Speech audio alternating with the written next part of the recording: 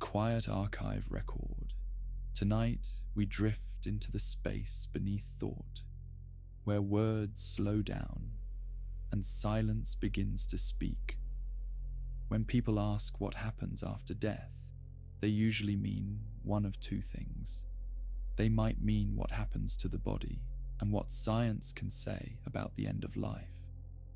Or they might mean what happens to the self, to consciousness, to the feeling of being someone who experiences the world from inside. Across cultures and history, humans have offered many answers. Some are religious, some are philosophical, some are skeptical, some are scientific, some are personal, based on near-death experiences, grief, dreams, or moments of clarity. Most answers are not testable in a clean way, and many contradict each other.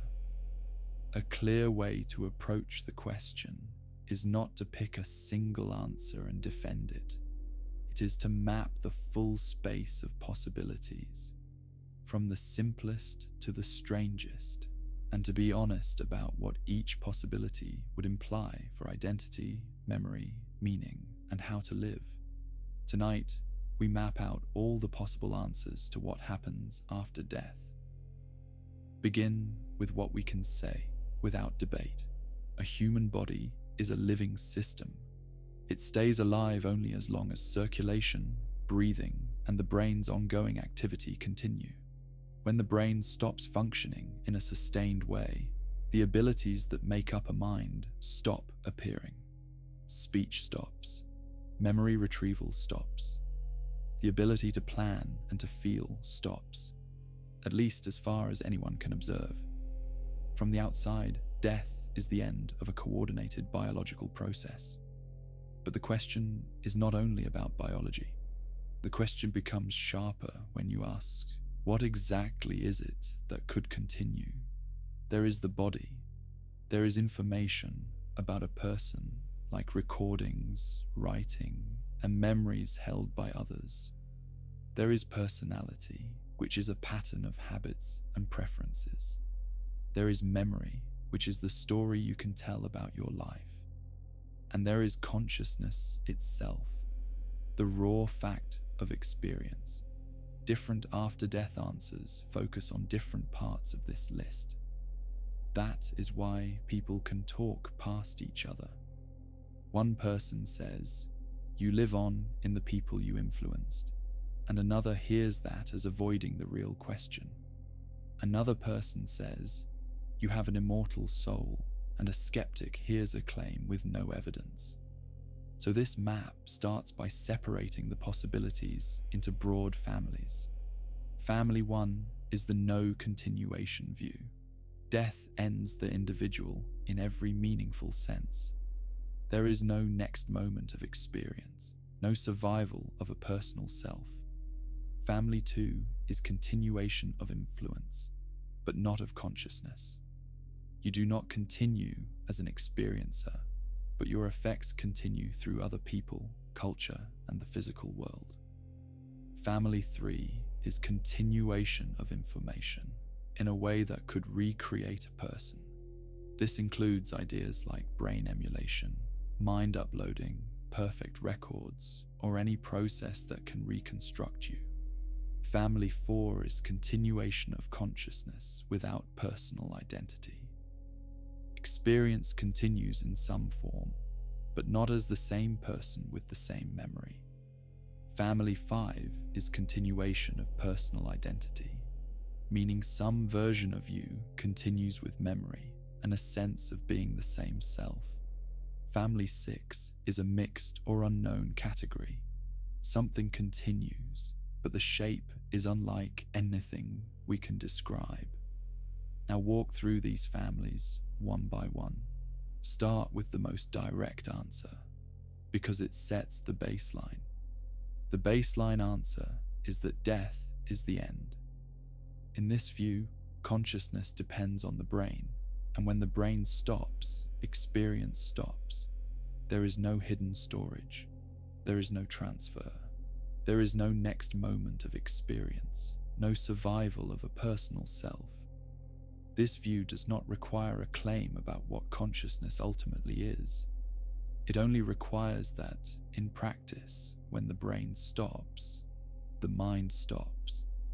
It matches the everyday evidence that injuries, disease, and drugs change the mind in predictable ways. If this view is correct, then the fear and mystery around death come from a simple fact. A conscious being cannot imagine non-experience from the inside. You can imagine a dark room. You can imagine sleep. You can imagine emptiness. But those are still experiences. What death would be like in this view is not like anything. There is no perspective. People often describe this as similar to the time before you were born. You do not remember it. You do not experience it. This view has a hard edge, but it can also produce a practical focus.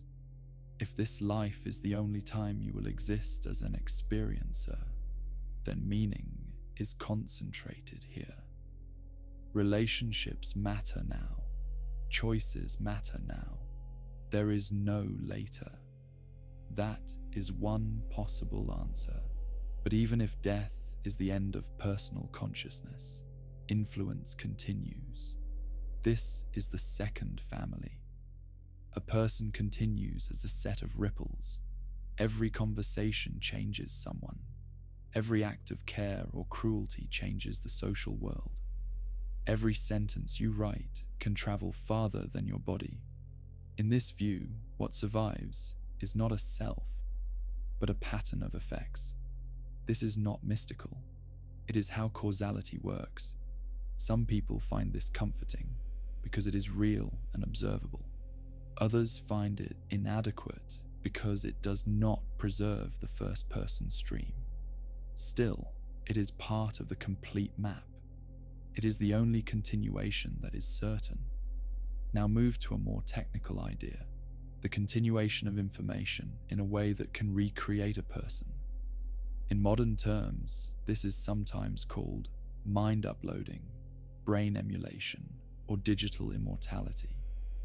The claim here is not that a soul survives.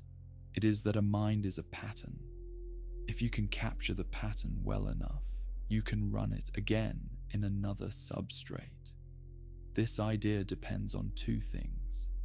First, that the mind is fully determined by physical structure and activity. Second, that it is possible to capture that structure and activity with enough detail. The practical challenges are huge. A brain has billions of neurons, trillions of synapses, and complex chemistry. It is not just wiring, it is a living system, but the possibility is not logically impossible. It is a question of technology. If a future technology could scan a brain and build a working model, it could create a mind that behaves like you and remembers your life. Would that be you? This is where identity becomes the central question. If the model is created while you are alive and it runs in parallel, then there are now two streams, you and a copy. The copy claims to be you. It is sincere. It has your memories. But your own stream continues in your body. You do not jump into the copy. From your perspective, you are still here. So uploading as copying does not give a single continuing self. It gives continuity of pattern. If the copy is created only after you die, the copy still wakes as you like. But whether that counts as your survival depends on whether you define survival as pattern continuation or stream continuation. This is the same problem that appears in teleportation thought experiments. If a machine destroys you and builds a perfect copy elsewhere, did you travel or die? So digital immortality is a possible answer, but it forces a choice about what you value. There is also a related idea that is less ambitious. You do not need a full brain scan to recreate something like a person. You might recreate a person by training an AI on their writing, voice, and behavior. that can produce a conversational imitation. This imitation can be comforting to the living, but it is not evidence of survival. It is a model, unless you believe that the model is conscious in the same way, and that it truly experiences being that person. That opens another problem. Can an artificial system be conscious? If you believe it can, then a digital afterlife becomes more plausible. If you believe it cannot, then these imitations are only shadows. Now move to another family that is older than computers: the continuation of consciousness without personal identity. This includes ideas like reincarnation without memory, or merging into a larger field, or becoming a different kind of being. Here the claim is not that you continue as you, it is that consciousness continues as consciousness. In some religious and philosophical traditions, the individual self is treated as temporary. It is a wave on an ocean. The ocean remains. When the wave ends, the ocean does not end. In that view, death is a return. The individual story ends, but awareness itself is not destroyed. This can be framed in different ways. One way is that there is a universal mind, and individual minds are local expressions of it. Another is that there is a fundamental field of experience, sometimes compared to space, and brains are receivers that shape it. Another is that consciousness is a fundamental property of matter, and when a brain ends, the property does not vanish, it only changes organization. These ideas are hard to test, but they form a distinct family of answers. If this family is correct, then the most intense fear about death might be misplaced. Not because you will meet your loved ones again as yourself, but because the basic capacity for experience does not vanish. However, this family also removes what many people want most: the continuation of their personal life, memories, and relationships. Now move to the family that promises that personal identity continues. This is the core of many religions. It can take many forms. In a traditional theistic model, a person has a soul, and the soul survives death. The soul may be judged. It may go to heaven, hell, or some intermediate state. It may be reborn. It may be purified. In some models, the soul is created once and lives forever. In others, it cycles through many lives. In some, memory continues. In others, memory is reset. So even within religious families, there are multiple answers. Consider the idea of heaven. Heaven is often pictured as a place of peace, reunion, and meaning. It is often pictured as a state where suffering is removed. But if you look closely, heaven raises questions. If you are still you with your memories, then you carry grief and regret. How is suffering removed without changing you? If you are changed to remove suffering, are you still the same person? If you are reunited with loved ones, what if their lives had conflicting relationships? What does reunion mean? These questions do not disprove heaven. They show that personal identity is complex. Now consider hell. Hell, in many traditions, is punishment. In others, it is separation from God. In others, it is a self-created state of mind. If hell is eternal torture, it creates a moral problem. An infinite punishment for a finite life seems disproportionate. That is why many modern believers reinterpret hell as temporary, symbolic, or self-chosen. This leads to a view where the afterlife is not a courtroom, but a process. In such a view, death leads to a life review, a period of learning, and a continuation. Now consider purgatory-like models. These models treat afterlife as purification. You confront your actions. You confront your motives. you become more aligned with the good. This is less about punishment and more about growth. It resembles a therapy model. In a documentary map, these models matter because they show what people want from an afterlife. They want moral repair. They want justice. They want healing. They want meaning. Now consider reincarnation. In reincarnation, a self or soul is reborn in a new body. In some traditions, the goal is to escape the cycle. In others, the cycle is part of a larger order. Reincarnation can be linked to karma, the idea that actions have consequences that shape future lives.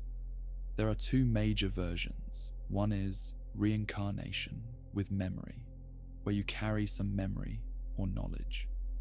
This is rare in traditional stories. Most reincarnation stories involve partial or no memory. The other is reincarnation without memory, where a deeper self continues, but the surface self does not. This returns us to the earlier family, continuation of consciousness without personal identity. So reincarnation sits in the middle of the map. Now consider modern reports of near-death experiences. People who have nearly died sometimes report vivid experiences. They report a sense of leaving the body, moving through a tunnel, seeing light, meeting beings, or reviewing their life. Some report a feeling of being loved. Some report a feeling of knowledge. These reports are part of the data that motivates belief in afterlife, but they have competing explanations. The brain under stress can produce vivid experiences. Low oxygen, changes in carbon dioxide, drugs, and trauma can alter perception. Memory is reconstructed after the fact. Cultural expectations shape imagery. So near-death experiences do not settle the question. They add to the list of possibilities. They suggest that the boundary between life and death can include intense experiences. But whether those experiences point to a continuation beyond the brain is not certain. Now consider the possibility that after death, there is a dreamlike transitional state. In this model, death is not a switch, it is a process. As the brain shuts down, it produces a final stream of experience, perhaps long and rich, even if it only lasts seconds in real time. This is similar to how dreams can feel long, even if they are short. If this model is true, then some of what people call afterlife might be a final internal experience. This is not survival, but it changes the story of the last moments. Now consider another family that has grown in popularity: simulation theory. If the world is a simulation, then death could be an in-world event, not an ultimate end. A mind could be backed up. A life could be replayed. A person could wake up in a higher layer. This theory does not guarantee an afterlife. A simulation can still allow permanent endings, but it makes certain mechanisms imaginable. In a simulation frame, religious ideas can be reinterpreted. A creator could be a programmer or an external intelligence. Judgment could be a selection policy. Heaven could be a continuation environment. Hell could be a loop or a punishment scenario. Reincarnation could be a reset.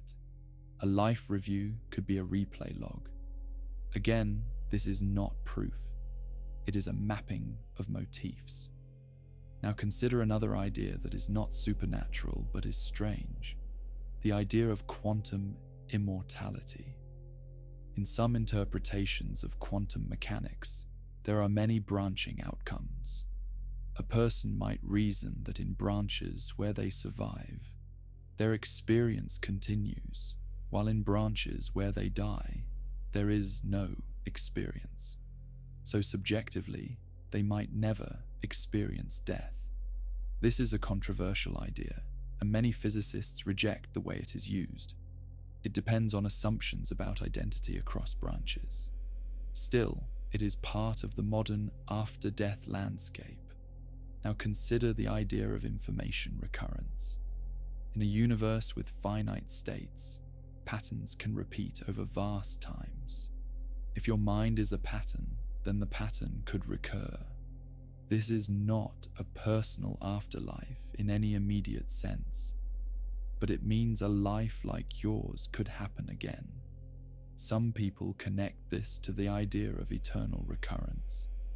If everything repeats, then you live this life infinitely many times. This idea can be used as a test of how you live. Would you be willing to repeat your life? But whether recurrence is physically real is uncertain.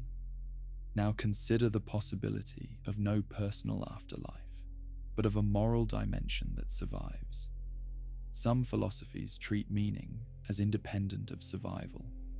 They say the value of a life does not depend on eternity. In that view, death is not a defeat. It is a limit. The question becomes, what do you do with a limited life? This brings the map back to the living. Because many answers to what happens after death are also answers to what happens before death. They shape how you treat others. They shape how you handle fear. They shape what you think matters. Now, to make the map complete, we should list the main possibilities in a simple set of categories, and for each, name what it implies. Category 1. Nothing continues. Implication, meaning, and value are created in life. Death is final for experience. Category 2.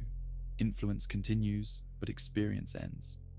Implication, legacy matters, relationships matter, and your actions ripple forward. Category 3. A copy can be created. Implication, a version of you can continue as information, but the question of which stream is you remains. Category 4. Consciousness continues without you. Implication, the capacity for experience may persist, but your personal story ends. Category 5. You continue with memory. Implication, there is personal survival, and moral questions about judgment and growth become central.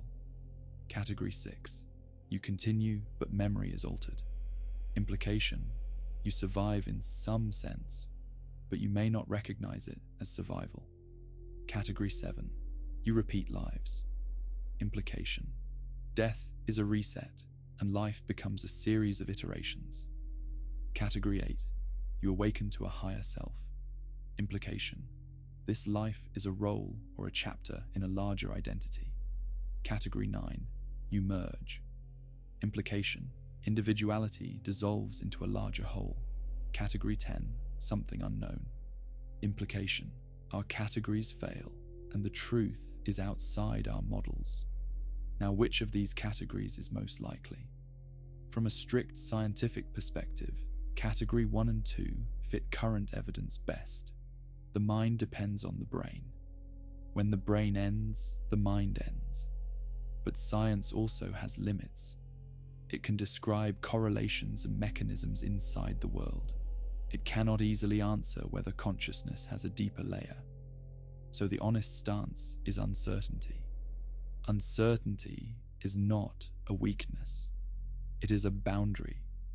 When you accept uncertainty, you can stop forcing certainty onto the unknown. You can still hold a view. You can still live by it. But you can also recognize that the after-death question is one of the hardest questions there is. That is why it attracts stories. That is why it attracts religion. That is why it attracts philosophy. And that is why it attracts modern ideas like simulations and multiverses. Now, there is a final point that belongs in a documentary map. Many after-death beliefs are shaped by grief. When someone you love dies, your mind searches for continuity. It searches for a place for the person to go. It searches for a reason. Some beliefs soothe grief. Some beliefs intensify it. So even if you cannot know what happens after death, you can know why the question matters. It matters because consciousness is precious. It matters because relationships are real. It matters because losing them hurts.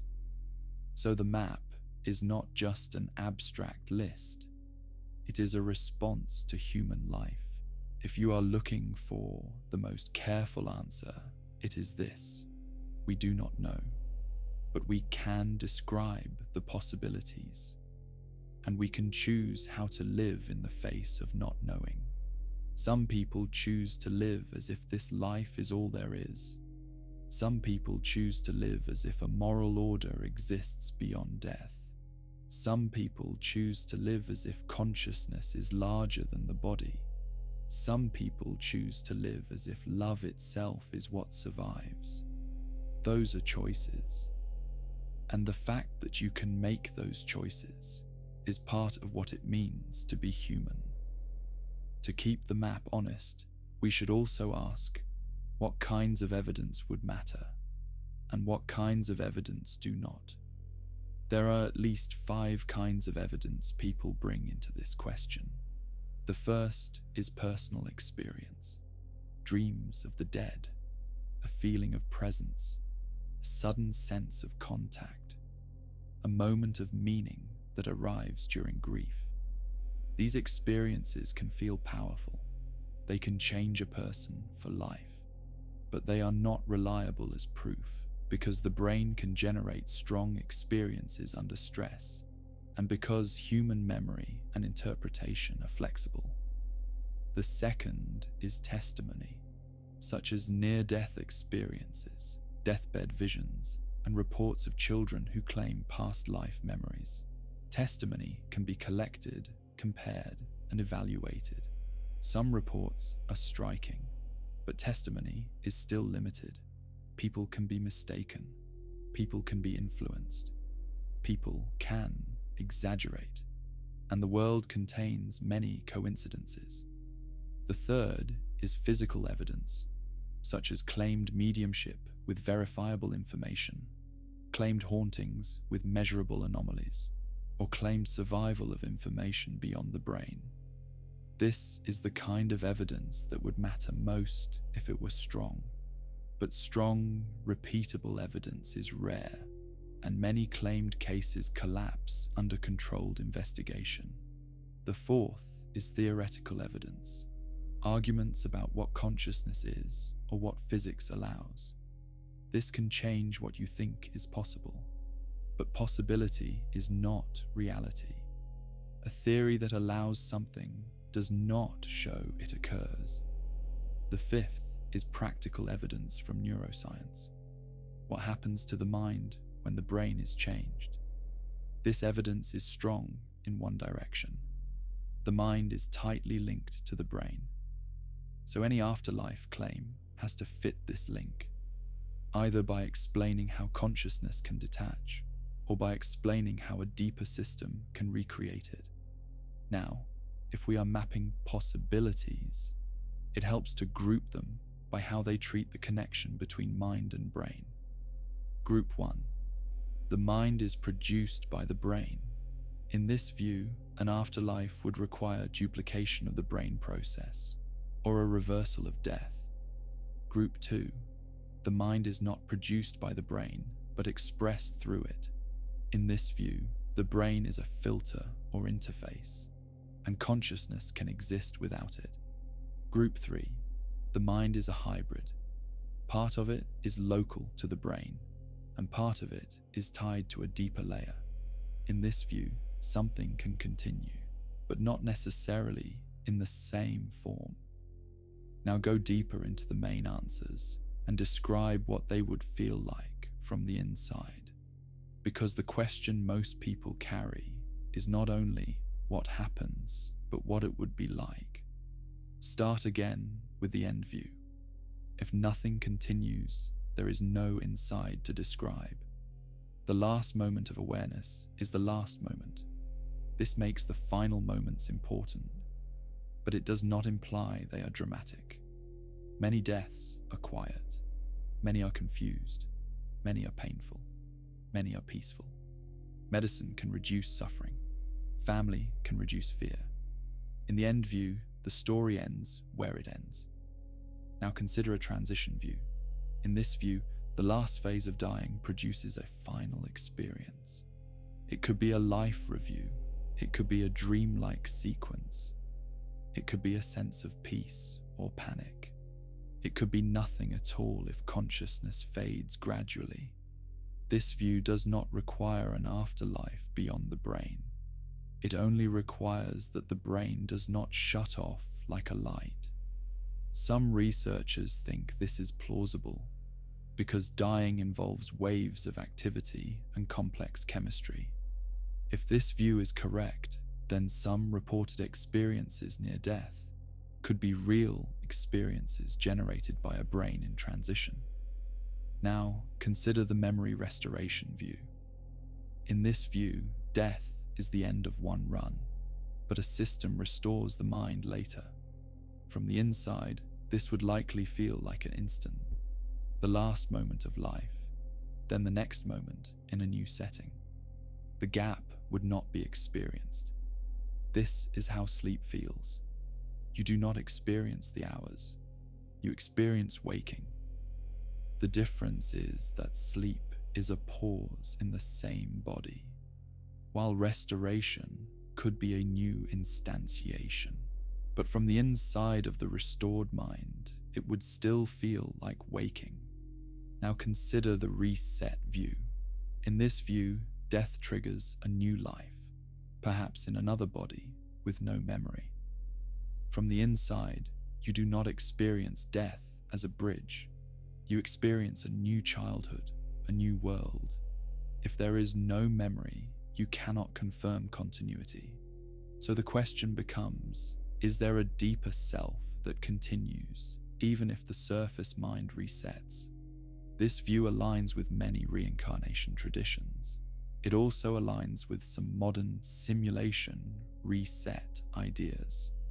Now consider the life review view. In this view, a person after death experiences their life from multiple perspectives. They see not only what they did, but what it did to others. This view appears in near-death testimony, in some religions, and in some moral philosophies. If it were true, it would create a strong reason to treat others well. You would experience your actions from the other side. But even if it is not literally true, it can still be used as a moral tool. It encourages empathy. Now consider the reunion view. In this view, after death, you meet people you loved. This is one of the most common hopes. If it is true, it implies that personal identity is preserved, that memory is preserved, and that others are also preserved. It also implies some environment where these meetings can occur. This is the strongest version of a personal afterlife. Now consider the transformation view. In this view, after death, you change into something else. You gain knowledge. You lose fear. Your personality expands. This is common in mystical traditions. It is also common in some near-death accounts. The question here is whether the transformed being is still you. If the transformation is too large, it may not feel like personal survival. Yet some people want exactly this. They want release from the narrow self. Now consider the punishment and reward view. In this view, after death, you face consequences. This can be a heaven and hell view, or a karmic view, or a purgatory view. The moral core is that life is not only an event, it is an evaluation. This view can create strong moral behavior. It can also create fear and control. So it has social effects. A documentary map should mention that beliefs about afterlife can be used for both care and manipulation. They can comfort people. They can also be used to justify cruelty.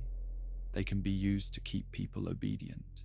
They can also be used to motivate charity. So the afterlife question is not only personal, it is political and cultural. Now, To make the list complete, we should include a range of religious and philosophical answers without trying to validate any of them. In many forms of Christianity, the core ideas are resurrection, judgment, and an eternal destiny. Some traditions emphasize heaven and hell, others emphasize renewal of creation, some emphasize grace, some emphasize works. In Islam, there is also judgment and an afterlife, with a strong emphasis on accountability. In Judaism, views vary widely, and in some traditions, the afterlife is not the central focus. In Hindu traditions, reincarnation and karma are central. The self is reborn, shaped by actions, until liberation. In Buddhist traditions, the picture is subtle. There is rebirth, but not a permanent self that travels unchanged. The continuity is like a flame passed from candle to candle. In some indigenous traditions, ancestors remain present, and the dead can continue to influence the living. In some animist traditions, the world is full of spirits, and death is a change of relationship. In ancient Greek thought, there are images of an underworld, shades, and sometimes cycles of rebirth. In modern secular thought, there are often two main answers: the end or the continuation through legacy. Then there are modern hybrids that mix science language with spiritual claims. Now add philosophical answers. One philosophical answer is that personal identity is not a single thing. It is a bundle of traits and memories. If that is true, then the fear of non-continuation might come from treating identity as a solid object. If identity is a process, then it is already changing moment by moment. In that view, the idea of a permanent self is a useful illusion. Death is then the end of a process, not the destruction of a thing. This does not create an afterlife, but it can soften the fear. Another philosophical answer is that the self is real, but it is not what you think. It is the observer, not the content. In that view, the observer might persist, but this is difficult to connect to evidence. Another philosophical answer is that the universe is mind-like at the base. This is called idealism in some forms. In idealism, matter is not the foundation. Mind is. If mind is foundational, then death might be a change in the way mind is organized, not an end. Yet idealism does not guarantee personal survival. It could still dissolve the individual. Another philosophical answer is panpsychism, the idea that consciousness is a basic feature of matter. If panpsychism is true, then consciousness does not appear from nothing. It is present in some form everywhere. But panpsychism still does not guarantee personal survival. It might only guarantee that the ingredients of consciousness remain. Now include a practical category that many people ignore. In many cases, what happens after death is not a single universal answer. It could depend on what kind of being you are. If consciousness comes in degrees, then different minds could have different after-death fates. If an afterlife depends on moral criteria, then different lives could lead to different outcomes. If an afterlife depends on participation in a ritual, then different people could have different outcomes. If an afterlife depends on a cosmic system, then it might not care what you believe. So even within one worldview, there can be multiple outcomes. Now return to the hard problem that sits underneath all these possibilities. What is consciousness? If consciousness is fully produced by physical processes in the brain, then an afterlife requires a copy or a restart. If consciousness is not fully produced by the brain, then an afterlife could be a continuation of a deeper layer. What do we know? We know that brain changes change experience. We know that damage to certain regions can remove abilities. We know that anesthesia can remove awareness. We know that stimulation can create vivid sensations. This strongly suggests that the brain is not just a receiver. It is, at least, a shaper. But it does not prove that the brain is the ultimate source. A receiver can shape a signal. A radio can distort sound. A damaged speaker changes what you hear.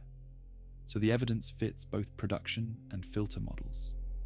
The difference is that production fits without extra assumptions, while filter requires an extra layer.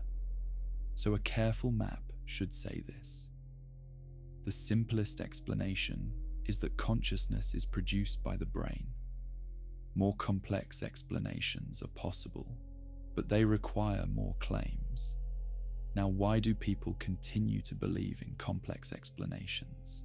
Partly because the question is emotionally heavy, partly because humans see patterns, partly because some experiences feel too meaningful to dismiss, and partly because the universe itself is strange. Quantum physics, cosmology, and the hard problem of consciousness leave room for mystery. So belief is not only about evidence, it is about how a person handles uncertainty. Now, one of the most important after-death topics is the idea of selfhood and memory. If an afterlife exists, but you have no memory, would you care? Some people would. They would say the deeper self matters more than the surface story. Others would not. They would say memory is what makes survival meaningful. So memory becomes a dividing line. This is why the map should include both memory-preserving and memory-wiped continuations. Now consider one more scenario that is rarely described clearly, the partial continuation view. In this view, after death, you continue for a short time or in a limited way. Perhaps you exist in a dreamlike state for days. Perhaps your mind persists as information for a time, then fades. Perhaps you are restored and live again, but only for a while. This view is not popular because people prefer extremes, eternal life or nothing. But nature often produces partial and temporary processes. So partial continuation is worth including. Now consider another scenario, the observer selection view. In this view, there are many possible conscious streams, and awareness is assigned to one. At death, awareness is assigned again. This would look like reincarnation at the level of pure awareness. It would not preserve personal identity. It would only preserve the fact of being an experiencer. This is speculative, but it shows why the map has to separate consciousness from identity. Now the question asks for all possible answers. That means we should also include answers that are not pleasant. One unpleasant answer is that after death there is suffering. In religious terms, hell. In more modern terms, a loop of regret, confusion, or attachment. Some traditions describe spirits who remain near the living, unable to let go. Whether this is real or symbolic, it is part of the landscape. Another unpleasant answer is that after death there is exploitation. In some folklore, spirits can be trapped, controlled, or fed upon. In some modern horror interpretations, an afterlife system could be designed for extraction. There is no evidence for this, but mapping possibilities includes the darker stories. Now, to keep this documentary, we should emphasize that the map is not a list of equal probabilities. Some possibilities are more supported than others. The end view is strongly supported by the mind-brain link. Legacy is certain. The rest are possibilities with weak evidence. But weak evidence is not zero evidence. It is simply not decisive. Now, if you want a practical conclusion, it might be this. no matter which after-death answer is correct. There are actions that are reasonable. Treat other people as real centers of experience. Reduce unnecessary harm. Build relationships. Create work you respect. Prepare for death in a realistic way, medically and emotionally. And hold uncertainty without panic. Because even if there is an afterlife, it does not erase the value of this life. And even if there is no afterlife, it does not erase the value of love, meaning, and attention. So the full map is not meant to force a belief. It is meant to show what humans have tried to answer, and what each answer would mean. The question remains open. But the choices of how to live are not open-ended. They have real consequences. And that is why this question matters. To make the map even more complete, include some answers that focus on technology and medicine rather than metaphysics. One is cryonics. Cryonics is the attempt to preserve a body or brain at very low temperatures after legal death, with the hope that future technology could repair the damage and restart the person. This is not a spiritual afterlife. It is a delayed medical rescue. The main objections are practical. Freezing damages tissue. We do not know how to repair it. We do not know whether memory survives the process. But as a possibility, it belongs on the map, because it is an attempt at survival using physical continuity. If cryonics succeeded, it would solve the identity problem better than copying, because it aims to restart the same brain, not create a copy. It would not be a guarantee, but it would be a bridge. Another is radical life extension. If aging can be slowed or reversed, then the boundary between life and death shifts. Many deaths are caused by aging-related failure. If that failure can be prevented, then the afterlife question becomes less urgent for some people. But accidents and sudden illness still exist. Another is revival after clinical death. Modern medicine already revives people who would have been considered dead in the past. This shows that death is not a single moment. It is a process. As technology improves, the boundary could move. So part of what happens after death depends on what counts as death. Now, include the most important philosophical tool for thinking about this: definitions. When someone says, "What happens after death?" they might mean after the heart stops, after the brain stops, after the brain stops but before the tissue is destroyed, after the body is gone, after memory is impossible. Each definition changes the space of possibilities. If you define death as irreversible brain destruction, then most continuation scenarios are ruled out. If you define death as legal death with possible revival, then medical afterlife scenarios appear. So the map is partly a map of definitions. Now add another set of answers that focus on physics and cosmology. Some people argue that information is never truly destroyed. In physics, there are debates about information in black holes and quantum theory. If information is conserved, some imagine that a person could be recoverable in principle. But there is a leap here. Even if information exists in some distributed form, recovering it might be impossible. A shattered glass contains information about its prior shape, in the sense that physics is reversible, but reconstructing it is not practical. So information conservation does not automatically imply an afterlife. Still, it belongs in the map because it motivates some modern beliefs. Another cosmological answer is that time may not be what it seems.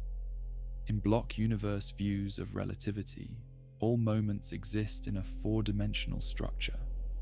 Past and future are equally real in a certain sense.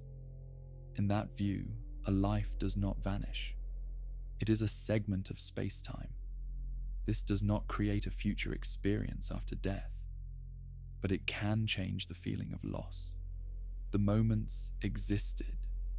They are part of the world. Another idea is that the universe could have cycles, big bounce models, or other cyclic cosmologies.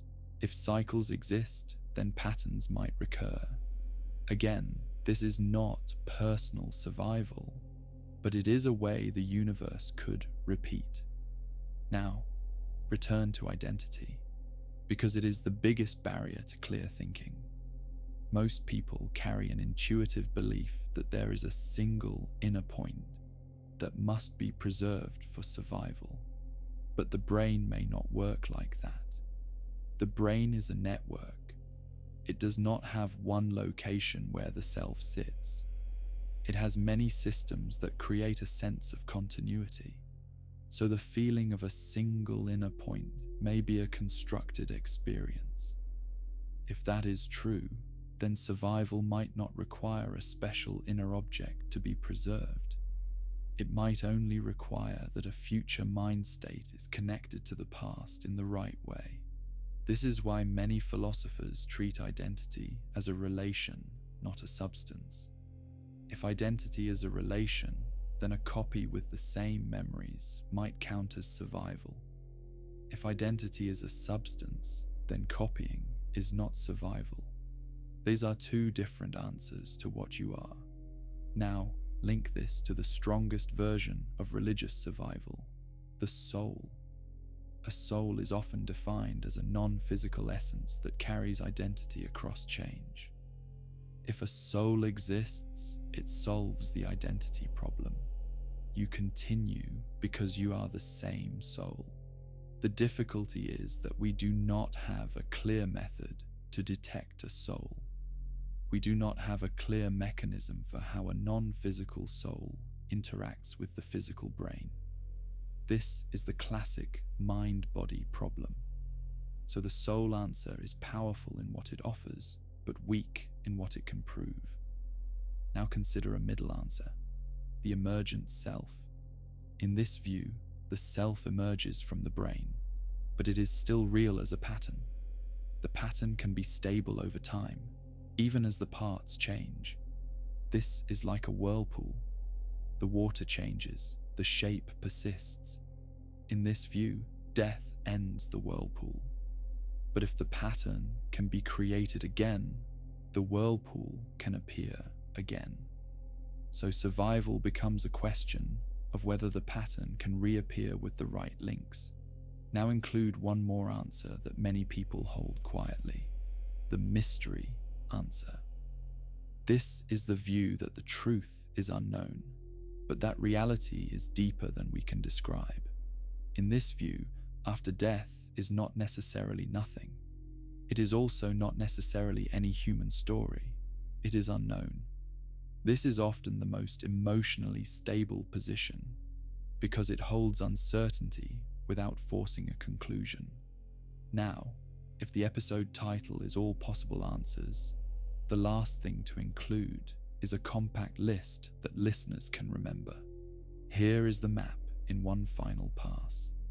After death, it could be an end of experience, a fading into nothing, a final dreamlike sequence, a continuation as influence, a continuation as memory held by others, a continuation as a recorded pattern that can be replayed, a continuation as a copy or reconstruction, a continuation as a revived body, a continuation as reincarnation with memory, a continuation as reincarnation without memory, a continuation as a life review, a continuation as reunion, a continuation as purification, a continuation as reward, a continuation as punishment, a continuation as waking to a higher layer, a continuation as merging into a larger whole, a continuation as pure awareness without personal identity, a continuation as unknown.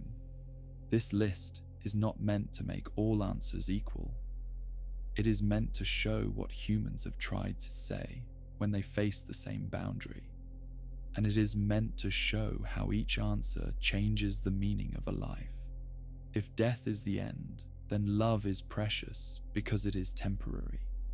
If death is a transition, then love is precious because it is part of a larger story. If death is a reset, then love is precious because it changes what you become. If death is judgment, then love is precious because it is the measure. If death is mystery, then love is precious because it is what you can know. So the map ends where it began, not with certainty, but with clarity about possibilities, and with the simple fact that you are alive now. Before closing, add one last practical lens: how people try to investigate survival. There is a long history of research into mediumship, apparitions, and other survival claims. Some researchers have tried to test mediums by giving them blinded information and checking accuracy. In many cases, results look like guessing. In some cases, there are hits that are hard to explain. The problem is that human communication is messy. A medium can use cold reading, vague statements, and social cues. And even honest people can remember the hits and forget the misses. So a serious investigation needs strict controls. It needs recording. It needs pre-registered criteria. It needs independent checking. Without that, the data cannot separate survival from psychology. Another approach is to look for verifiable information in near-death experiences. For example, if someone reports seeing an object in a room they could not physically see. This is sometimes called a hidden target test. The evidence so far is not decisive. It is difficult to run these tests, and the number of strong cases is small. So the honest status is still uncertainty. Another approach is to study children who claim past life memories. Investigators look for specific statements made early, independent witnesses, a match to a real deceased person, details that were not public, a plausible path by which the child could have learned the details. Some cases are impressive, but there are also many routes for information to leak, especially in small communities. There is also the human tendency to shape stories into a coherent narrative.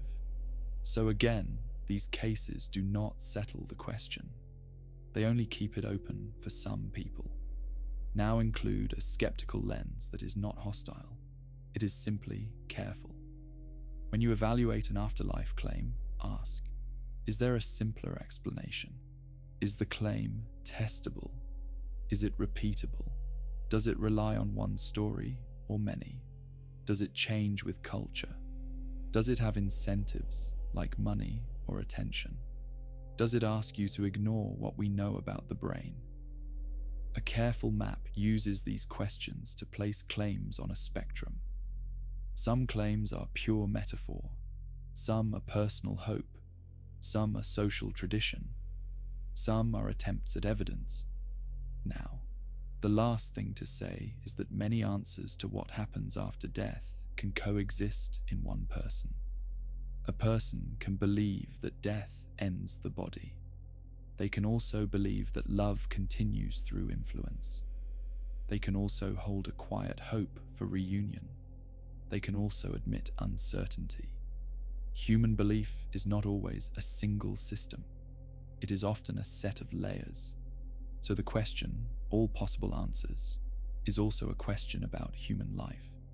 The answers are not only about what is true, they are about how people survive grief, how people face fear, how people build meaning. Now, one more set of answers belongs in the map because it shows how humans cope without claiming knowledge. These are symbolic and cultural answers. In many cultures, death is treated as a transition in community rather than a personal proof of survival. Funeral rites, mourning practices, and ancestor remembrance create a sense that the dead still matter. This is not evidence that the dead are conscious. It is evidence that relationships do not vanish when a body ends. In this symbolic view, the afterlife is partly the place a person holds in a shared story. A name is spoken, a life is retold, a lesson is carried. The dead are present as meaning. This kind of afterlife is real in a social sense. It is also fragile.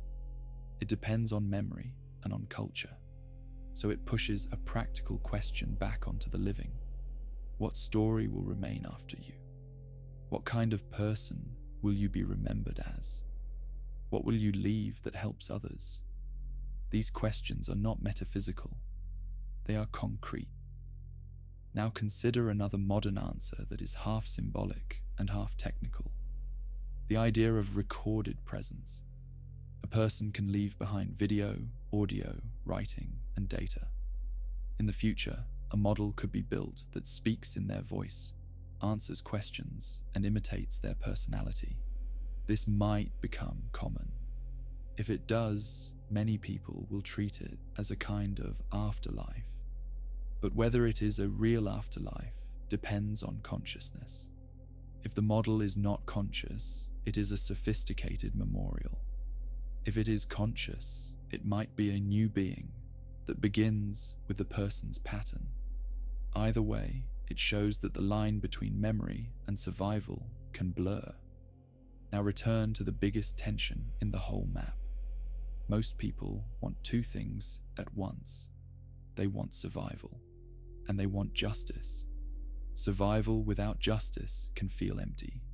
Justice without survival can feel incomplete. This is why afterlife stories often include judgment. They are not only about fear of ending, they are about fear that cruelty wins. So when you hear an afterlife belief, listen for what it is trying to solve. Is it trying to solve grief? Is it trying to solve injustice? Is it trying to solve meaninglessness? Is it trying to solve fear? Is it trying to solve the strangeness of consciousness? Different beliefs solve different problems. Now, a final angle that belongs in a map of possibilities is the possibility that there are many layers of death. A person can die biologically. They can die socially when no one speaks their name. They can die culturally when their language and world vanish. They can die psychologically when their identity collapses before the body ends. So even in one life, the idea of death has layers. This can change how you think about the after-death question. Some continuations are already available before death. You can pass on knowledge. You can repair relationships. You can leave messages. You can shape a community. So even if you do not know what comes after, you can create continuity now. And that returns us to the simplest, honest conclusion. No map can give certainty, but the map can give perspective. It can show that humans have asked this question in every era. It can show the range of answers. And it can show that the most important part of the question may be the one you can answer. What you do with the life you have. To end the map in a way that is useful, name a few stable positions a person can take without pretending to know. Position 1 is naturalistic acceptance. You assume death ends your experience, and you focus on building meaning through work, relationships, and attention. Position 2 is hopeful uncertainty. You admit you do not know, but you allow yourself hope for some continuation. You do not base decisions on it, but you let it soften fear. Position 3 is religious trust. You commit to a tradition and live inside its moral and spiritual framework. For many people, this is not about proof. It is about belonging and practice. Position 4 is philosophical inquiry. You treat the question as part of learning what consciousness is. You do not rush to an answer. Position 5 is plural layering. You hold multiple ideas at once. You act practically as if life is finite, while holding a symbolic or spiritual sense that something matters beyond the body. None of these positions are guaranteed to be correct, but they can be lived without violence to reality. Now add a final warning that belongs in any honest documentary approach. Some afterlife beliefs can make people reckless. If you believe you will be rewarded later, you might neglect the suffering you cause now.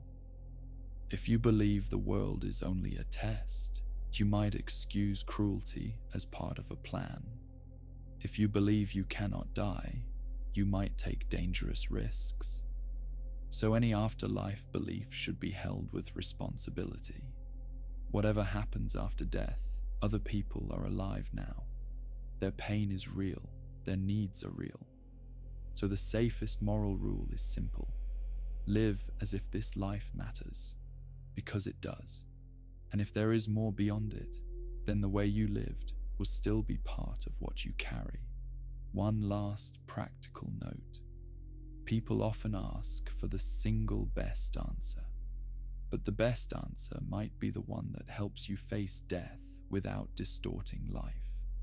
If a belief makes you kinder, more honest, and more present, it may be useful even if it cannot be proven.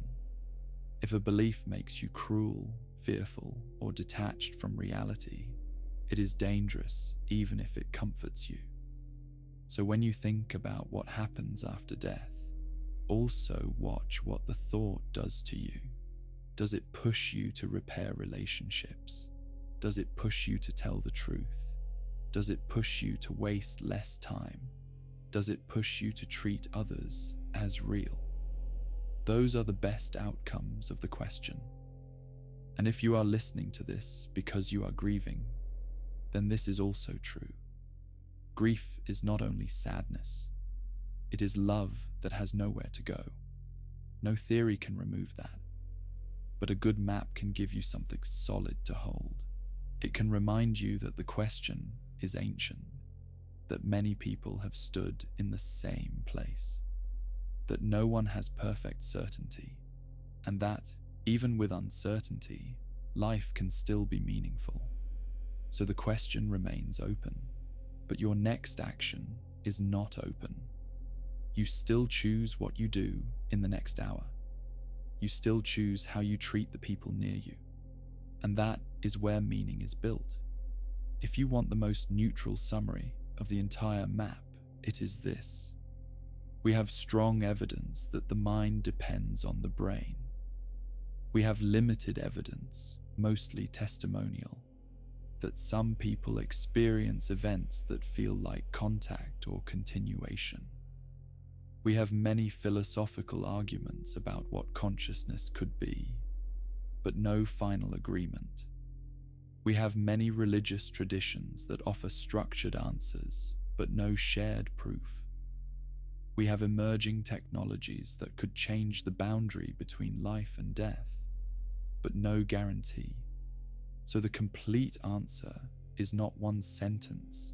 It is a set of possibilities with different weights. And it is a reminder that the after-death question is also a mirror. It reflects what you fear. It reflects what you value. It reflects what you hope is true about the world.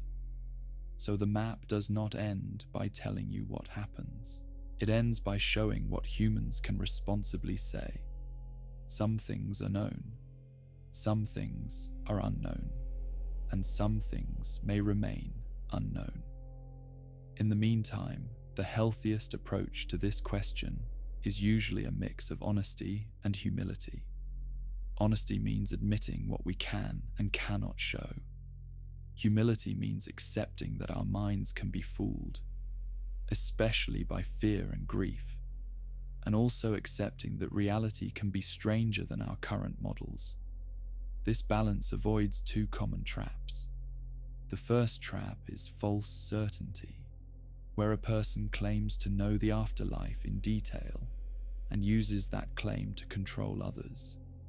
The second trap is shallow certainty, where a person dismisses every report and every tradition without really examining the question.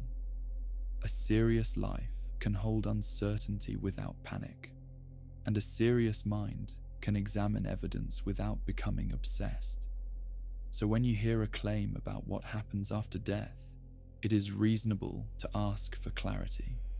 What is the claim? What would count as evidence? What alternative explanations exist? And what does the belief ask you to do in the world? That is the practical end of the map. If you want to carry one simple exercise with you, it can be this. Imagine each major answer is true, one at a time. If death is the end, what would you change? If there is a life review, what would you repair? If there is reincarnation, what habits would you stop repeating? If there is a continuation environment, what kind of mind would you want to bring into it? If there is only legacy, what would you leave behind that helps? This exercise does not prove anything, but it turns the question into action, and it keeps the question from becoming an endless loop in the mind. So if you came here looking for a single sentence answer, the honest one is still the same. We do not know, but we can see the full set of answers humans have offered. We can see what each answer implies about identity, memory, and meaning. And we can use the question to make this life more deliberate. If a listener takes a side, it should be a side that matches both their evidence and their character. A person who needs certainty may choose faith. A person who needs proof may choose skepticism. A person who needs both may choose a careful middle. All three can be lived with dignity, and none of them require you to stop being human. You can be afraid. You can be curious. You can be uncertain. And you can still live a serious life. That is the only part that is fully in your hands. Not the unknown beyond death, but the way you live before it, and the way you treat other minds while they are here. Because if anything matters, it starts there. That is true in every worldview on this map. It is the common ground. This was a quiet archive story, where the story ends, sleep begins,